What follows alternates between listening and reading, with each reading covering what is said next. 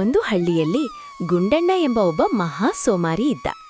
ಮನೆಯಲ್ಲಿ ಅಪ್ಪ ಅಮ್ಮ ಎಷ್ಟೇ ಬೈದ್ರೂ ಅವನು ಮಾತ್ರ ಒಂದಿಂಚೂ ಕೆಲಸ ಮಾಡ್ತಿರ್ಲಿಲ್ಲ.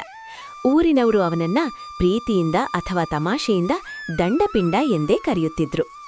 ಒಂದು ದಿನ ಅವನ ತಂದೆ ಬೇಸತ್ತು ಹೋಗಿ, ಲೇ ಗುಂಡ, ನೀನು ಯಾವುದಕ್ಕೂ ಲಾಯಕ್ಕಿಲ್ದವನು. ಅಟೇಸ್ಟ್ ಪೇಟೆಗೆ ಹೋಗಿ ಈ 10 ಸೇರು ಅಕ್ಕಿ ಮಾರಿಬಾರೋ ಎಂದು ಒಂದು ಚೀಲ ಅಕ್ಕಿ ಕೊಟ್ಟರು.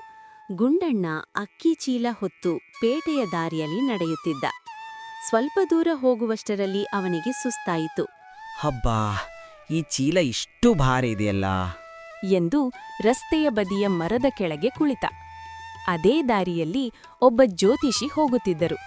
ಗುಂಡಣ್ಣ ಅವರನ್ನು ನಿಲ್ಲಿಸಿ, ಸ್ವಾಮಿಗಳೇ, ನನ್ನ ಕೈ ನೋಡಿ ಹೇಳಿ, ನನ್ನ ಅದೃಷ್ಟ ಹೇಗಿದೆ? ನನಗೆ ಯಾವತ್ತೂ ಕೆಲಸ ಮಾಡದೆಯೇ ಊಟ ಸಿಗುವ ಯೋಗ ಇದೆ ಎಂದು ಕೇಳಿದೆ. ಜ್ಯೋತಿಷಿ ಗುಂಡಣ್ಣನ ಕೈ ನೋಡಿ ನಕ್ಕು ಹೇಳಿದರು, ಮಗು, ನಿನ್ನ ಕೈಯಲ್ಲಿ ದಂಡಯೋಗ ಮತ್ತು ಪಿಂಡಯೋಗ ಎರಡೂ ಪ್ರಬಲವಾಗಿವೆ. ಗುಂಡಣ್ಣನಿಗೆ ಭಾರೀ ಖುಷಿಯಾಯಿತು. ಹೌದಾ ಸ್ವಾಮಿ? ಅಂದ್ರೆ ನಾನು ದೊಡ್ಡ ರಾಜನಾಗುತ್ತೇನಾ ಎಂದು ಕೇಳಿದ.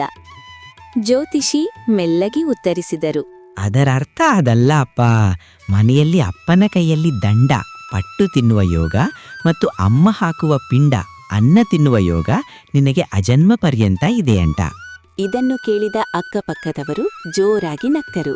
ಗುಂಡಣ್ಣ ನಾಚಿಕೆಯಿಂದ ಸುಮ್ಮನಕ್ಕಿ ಚೀಲ ಹೊತ್ತು ಪೇಟೆಯ ಕಡೆ ನಡೆದ.